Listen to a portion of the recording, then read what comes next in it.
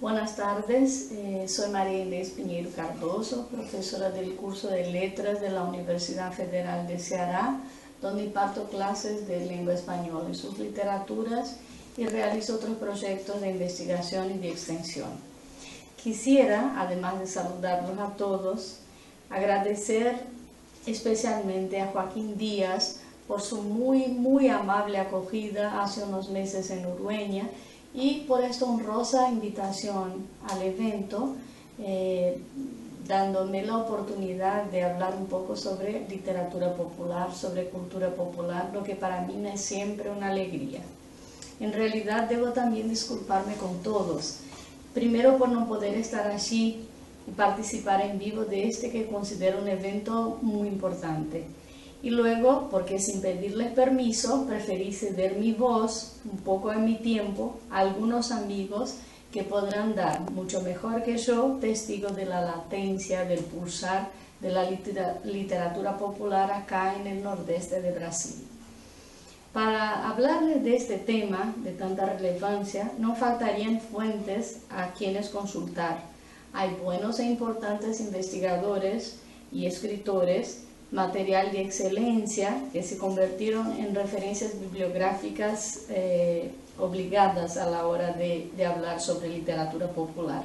Los clásicos Cámara Cascudo, folclorista de mayor importancia en el escenario nacional, Mario de Andrade, autor entre otras obras de Macunaíma y uno de los grandes responsables por llevar el arte popular al ámbito de la intelectualidad cosmopolita del país allá por los idos de los años 30-40. La profesora y escritora Jerusa Pires Tejera, una de mis más caras referencias, cuyo texto siempre me ha fascinado.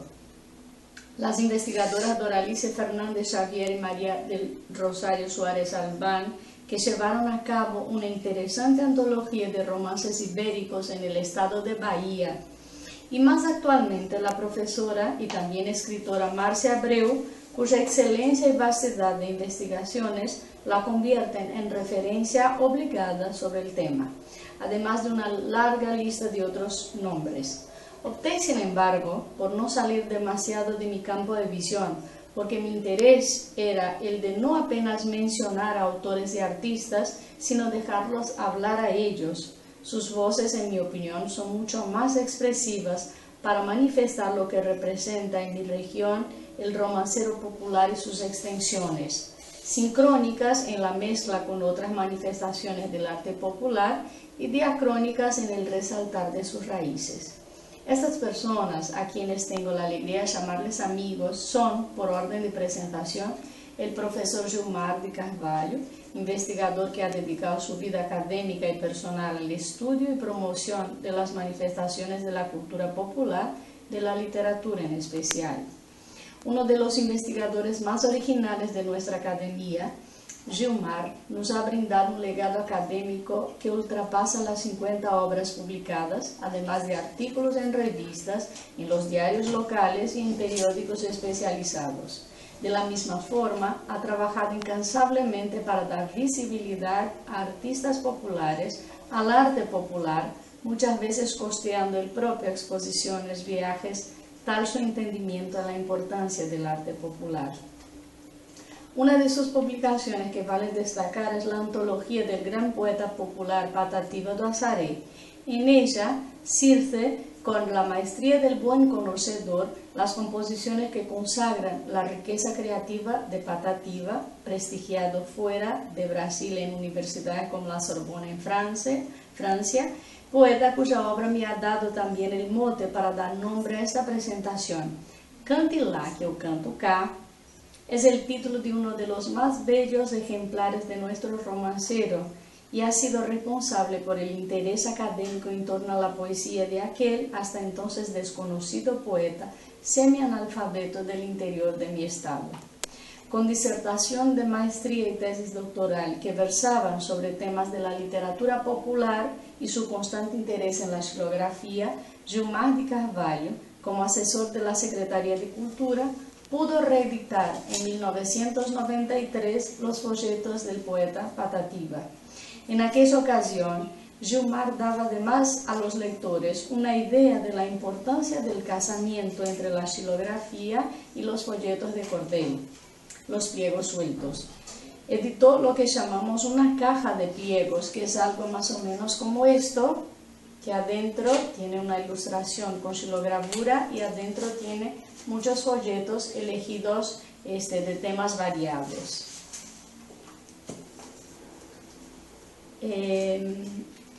En aquella ocasión, entonces, editó lo que llamamos esta caja de pliegos y con portadas ilustradas por grabadores de Juazeiro do Norte, que es una ciudad en el sur del estado. La impresión se hizo en La Lira Nordestina, editora especializada en folletos de cordel. En una sola empresa, Gilmar reeditaba El Gran Poeta, Patativa, daba también visibilidad a los grabadores y prestigiaba la editora cierta para llevar a cabo esta publicación. Eso parecía muy correcto y Gilmar de Carvalho, no apenas, pero especialmente por ello, desde entonces, merecía no apenas mi admiración, sino también mi atención, como alguien con quien se podía compartir ideales semejantes. Su trabajo ha sido siempre un guía para inúmeros investigadores en la academia y fuera de ella, entre los cuales me incluyo. Luego, la visita a João Pedro de Juazeiro es una manera de mostrar la xilografía y relacionar su sobrevivencia y cultivo en parte a su imbricación con el folleto de cordel. De hecho, la historia de la xilografía en el Nordeste está de tal forma vinculada a la historia de los pliegos de cordel que casi se les puede considerar indivisibles en algunos aspectos. Concretamente, la xilografía se transformó en el método ilustrativo por excelencia de los pliegos, que no podían prescindir de la seducción que las imágenes ofrecían a un público lector de poca instrucción escolar. A principio, disputando con otras técnicas, la xilografía acabó venciendo la resistencia del público lector y prevaleció. A través de ella, el grabador podía ajustar a perfección tema e imagen. El costo también era muy inferior al de otras ilustraciones. Los versos del poeta Eugenio Dantas de Medeiro dirán mejor de esta relación entre los pliegos y la xilografía. Dice el poeta: na capa desses folhetos sempre há ilustração, desenho que expressa o teor da narração. Chamamos xilogravura essa representação. Alguns cordéis têm retratos ou vinhetas simplesmente, mas a partir de 40 nós temos regularmente desenho e xilogravura na capa sempre presente. A xilogravura expressa anseios e ideais, a fantasia do povo de hoje e dos ancestrais, o que o poeta pensa e escreve em seus anais. La adhesión da xilo como tapa de los pliegos sueltos no se dio de manera uniforme en todo el país. En los grandes centros, algunas editoras optaron por la ilustración fotográfica en zinc o por fotos y dibujos en color. Fueron las tipografías interioranas, como la Gráfica São Francisco en Juazeiro, que optó por este modelo corporativo muy semejante a las corporaciones de oficios medievales.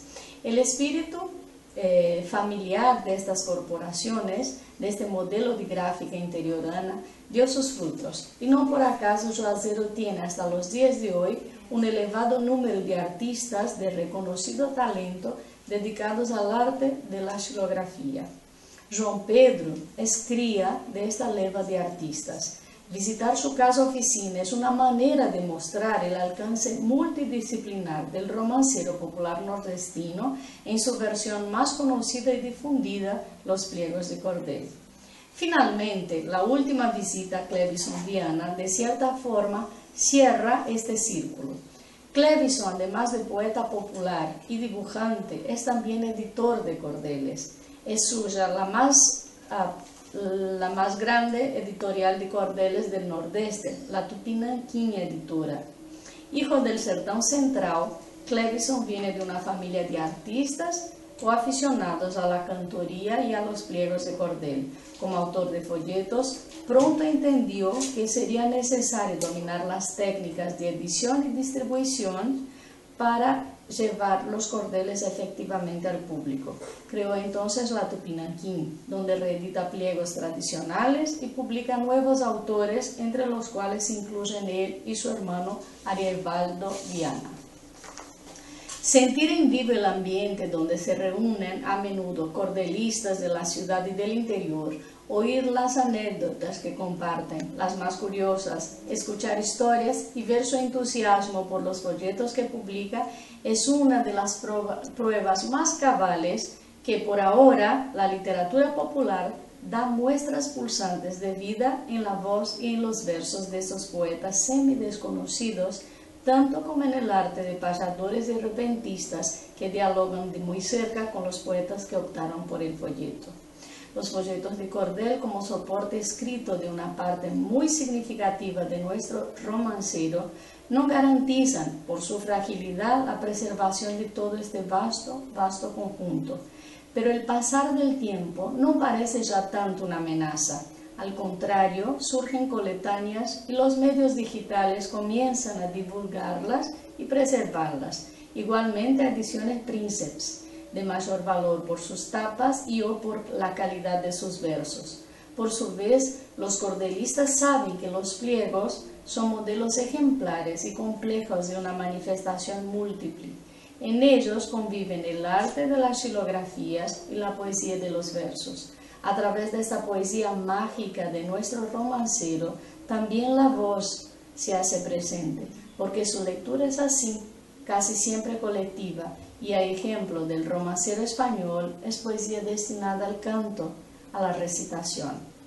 Bien, queda ahora dejarnos con este documentario muy casero, realizado en 3 días, y esto justifica más que nada mi pedido de disculpas, con la ayuda de las estudiantes del curso de letras de la UFC, Elaine Câmara y Tamires Carvalho, integrantes de un grupo de investigación que conduzco y cuya buena voluntad y disposición de dedicar sus primeros días de vacaciones a este proyecto hicieron posibles las filmaciones que se siguen.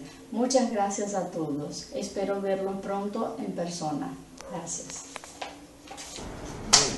Sobre cultura popular, a gente começa de uma maneira meio óbvia, ressaltando assim, a circularidade da cultura, né? A gente trabalha sempre com essa ideia de que as coisas estão no mundo, de que elas circulam, de que a cultura tem uma dinâmica, de que algo que ninguém, enfim, não pode se trabalhar de uma forma tão mesquinha, se acreditando em cultura autêntica, cultura genuína, cultura de raiz.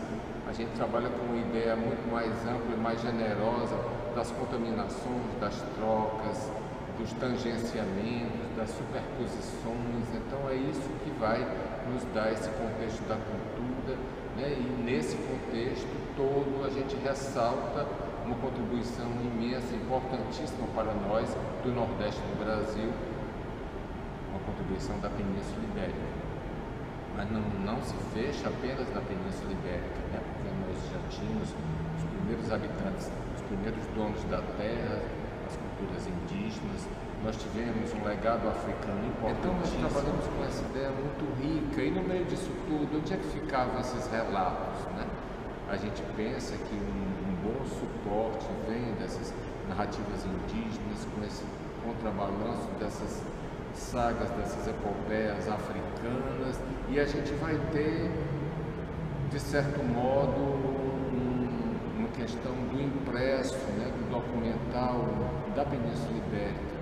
Então é esse impresso que vai se transformar em oral, da mesma forma que o oral depois se transforma em impresso. Então esse ir e vir é muito rico, alguns autores trabalham isso de uma forma mais sistemática, mas aqui nós queremos mostrar exatamente esse nosso encantamento, essa nossa possibilidade de fruição de oral, de impresso, de narrativas que são da Península Ibérica, que são africanas, que são indígenas. Então tudo isso vai nos dar uma riqueza muito grande que vai, no caso da literatura popular, que vai desaguar na chamada literatura de cordel.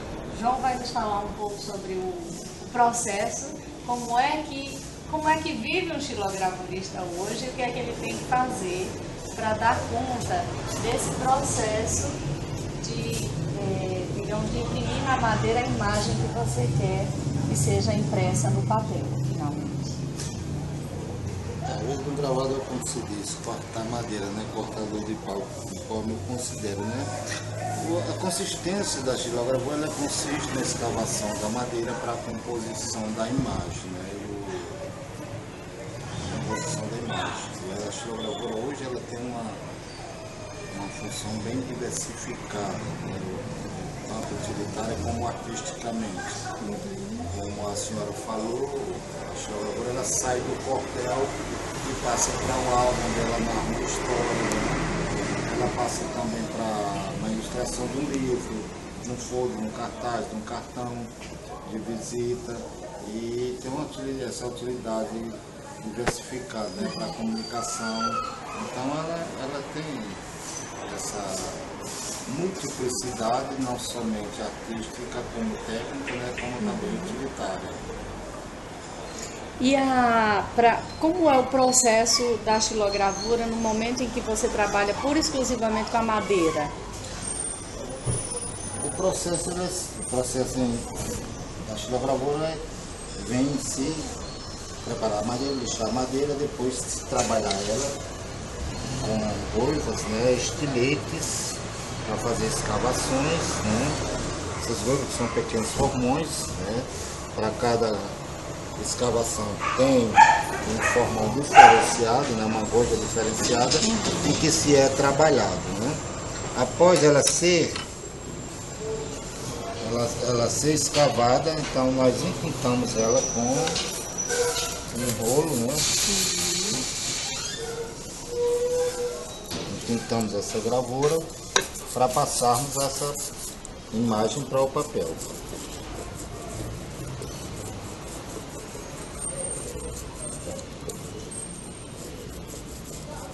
Temos vários processos de impressão. Nós temos essa impressão que eu irei fazer agora, que é a impressão na prensa, né? É um processo mais eficaz. E temos também o processo de impressão dela com a colher, que é através de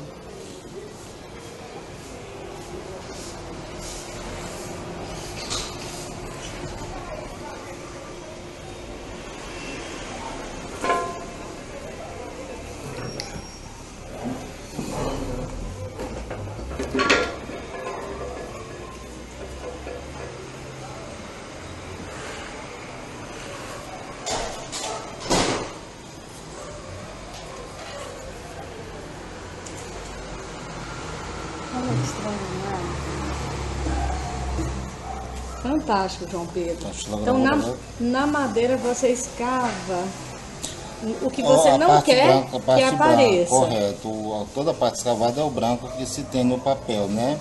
E o preto é o alto relieve. Esse alto relieve poderá ser trabalhado textura que dê fusões de cores, né? Dentro do próprio preto e branco, acinzentamentos, risco que dê perspectivas que se deseja obter através do E no caso a matriz xilográfica, ela tem uma, assim, você mantém as matrizes ou chega um momento em que depois de uma quantidade X de cópias você se desfaz da matriz? Eu sempre a mantenho até 100 cópias, né? A 100 cópias? 100 cópias, a quantidade certa utilitária que eu utilizo, justamente por eu sobreviver da xilogravura e ter essa visão também mercadológica, né? Sei. E com 100 cópias eu tenho a possibilidade de ter um preço acessível de venda.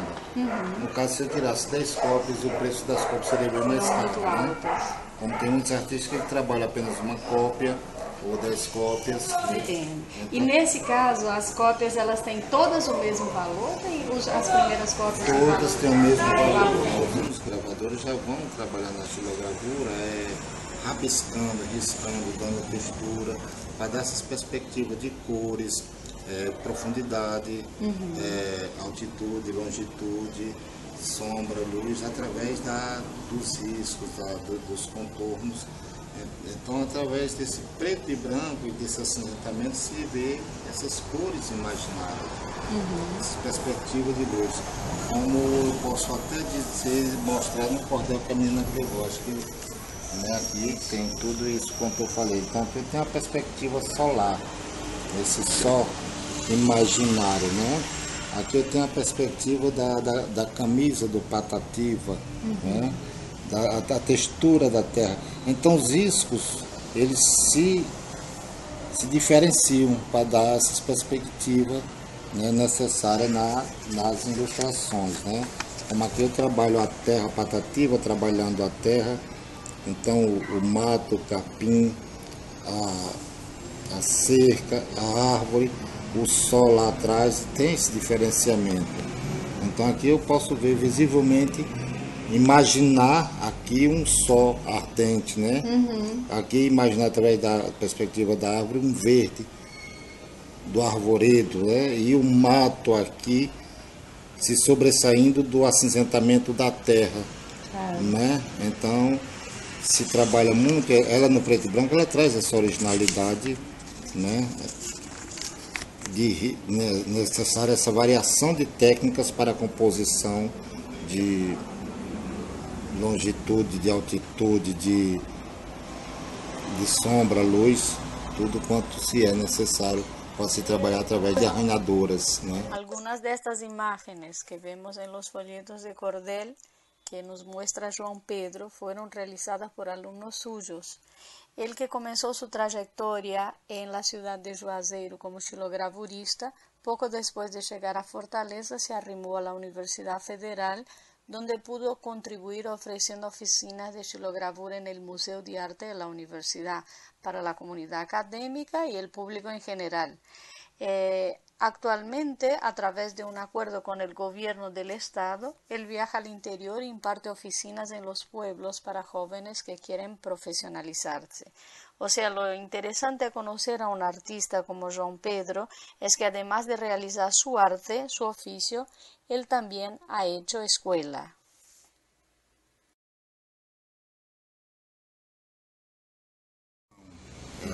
Se trabalha a xilogravura de uma forma em que o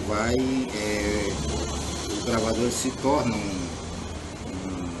um médico com um bisturi, fazendo uma plástica para o surgimento de imagens belas, né, embelezando, ou mesmo fazendo uma cirurgia para despertar aquelas imagens que estão adormecidas dentro da madeira.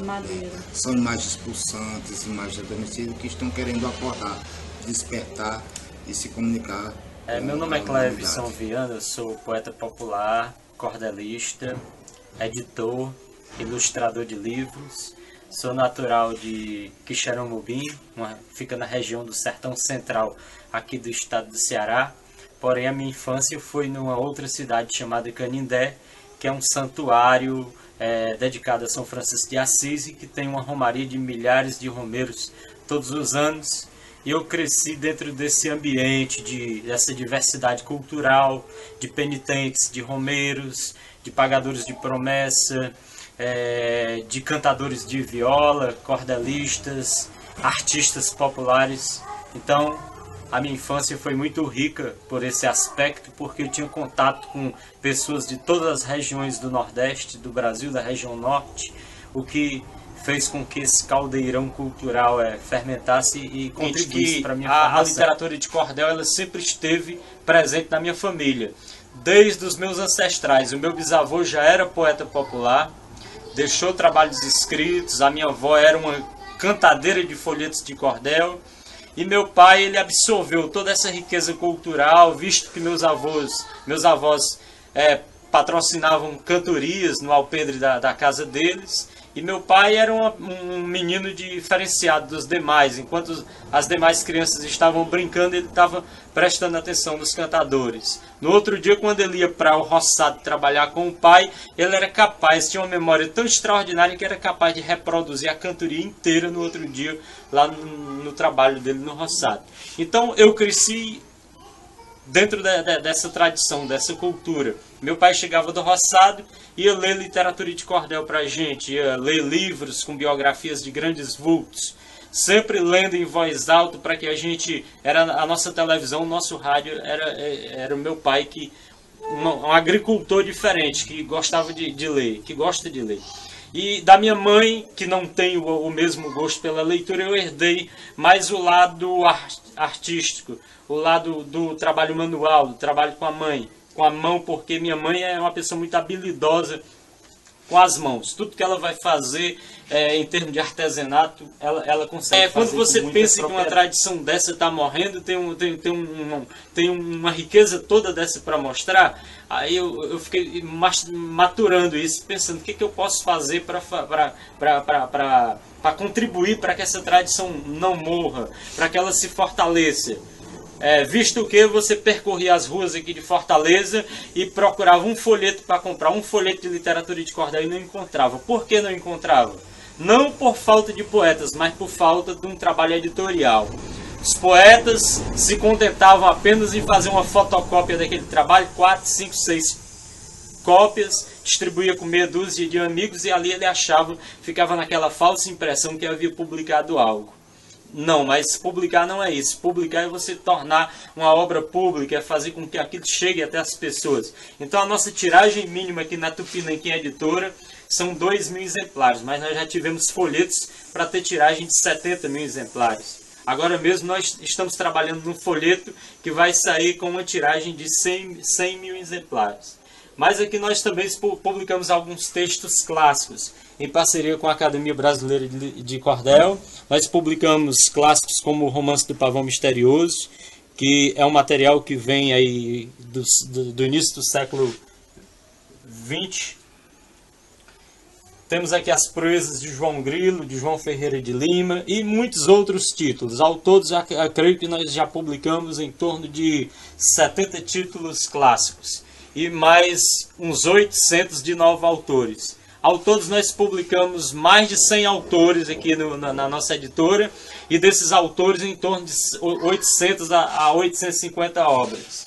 Aqui nós temos um arsenal, aqui eu procuro separar aqui pelos temas mais de humorismo, aí depois os romances, a parte de folhetos direcionados para o público infantil, como é o caso desse aqui, o Pulo do Gato, esse aqui, como a Pequena Vendedora de Fósforo, do Francis Paiva Neves. Que esse folheto ele tem um diferencial, são 2 folhetos em um. Quando você vira, é outra capa e outro texto. Acho que é a primeira vez que se usa isso em literatura de cordel. Mas nós procuramos também ser muito autêntico com relação às capas. Esse tipo de capa era muito utilizado nos anos 20 e 30 pelo maior editor daquela época, que foi João Martins de Ataíde. João Martins de Ataíde comprou parte do acervo que pertenceu ao maior poeta dessa literatura de todos os tempos, que foi Leandro Gomes de Barros, e a partir daí ele passou a publicar textos próprios e textos de Leandro Gomes de Barros e de outros grandes autores da época, como José Camelo de Melo Rezende, como o Zé Pacheco, que é meu patrono na Academia Brasileira de Cordel, e tantos poetas que tiveram a oportunidade de ter Ataíde como editor. Ataíde foi uma figura importantíssima para a literatura de cordel, atuou nos anos 20, 30 e 40, quando finalmente, em 1948 e 49, vendeu o seu espólio para o distribuidor que ele tinha em Juazeiro do Norte, chamado José Bernardo da Silva, que comprou esse material, levou para o Juazeiro e continuou editando até o seu falecimento em 1972. Vou declamar uma adaptação que eu fiz da obra-prima de Miguel de Cervantes Saavedra, que é Don Quixote, em literatura de cordel, que diz assim: ó mundo velho que faz seguindo neste compasso, transportando tanta gente sem se queixar de cansaço, como um peão sem ponteira girando louco no espaço. Roguei às musas que outrora iluminaram Cervantes, que me levassem nos braços a outros tempos distantes, e lá encontrei o último dos cavaleiros andantes. Espanha, belo país, foi lá que viveu Miguel, de Cervantes que escreveu com nanquim, pena e papel, a história de Dom Quixote, que eu refiz em cordel. Quem foi esse Dom Quixote? Foi um louco, um sonhador, visionário ou lunático em um mundo enganador? Ou foi alguém que buscava para a vida um real valor? Quem lê esse livro tira algumas boas lições. Quão imutável é o sonho para muitas gerações, dirão que Quixote está vivo em nossas vãs ilusões. Pois numa aldeia da Mancha residiu antigamente um fidalgo sonhador, curioso, inteligente, que lia dias e noites de modo surpreendente. Seu nome, Alonso Quijano, figura magra e esguia, com 50 e poucos anos gastava o que possuía, comprando livros e livros de heróis. Quando dormia, sonhava com dragões e com gigantes, com princesas encantadas com espadas cintilantes, via-se o mais venturoso dos cavaleiros andantes. Lendo compulsivamente as mais diversas histórias, embrenha-se num caminho de vontades ilusórias, já se julga um cavaleiro digno de honras e glórias. Enquanto estranha loucura o seu cérebro corroía, não pôde mais separar realidade e fantasia, foi tragado pelo mundo da antiga cavalaria. Não demorou muito tempo para consumar seu delírio, sem saber que nos seus planos lhe causaria o martírio, pregava meu ideal é tão puro quanto o lírio. Encontrou do bisavô lá num canto empoeirada, uma armadura velha tanto quanto enferrujada, e pensou, para um cavaleiro não me falta quase nada. Mas sei que também preciso de uma boa montaria, pois para ser cavaleiro não basta só valentia, e um cavalo de raça me dará mais fidalguia. Depressa fui ao estábulo e lá ele deu de cara com um cavalo velho magro que mais lembrava uma vara daquelas de virar tripa, e disse assim: "Ô joia rara!" E olhando atentamente o animal em questão, que parecia saído de um filme de assombração, botou-lhe cabresto e disse: "Venha cá, meu alazão." E Alonso bradeu alto em estado delirante: "Um animal de um cavaleiro precisa um nome marcante, por seu porte majestoso o batizo Rocinante." Levado pela loucura, dizia dando pinote: "Preciso de um bom nome porque nunca fui fracote, pela coragem e bravura vou me chamar Dom Quixote."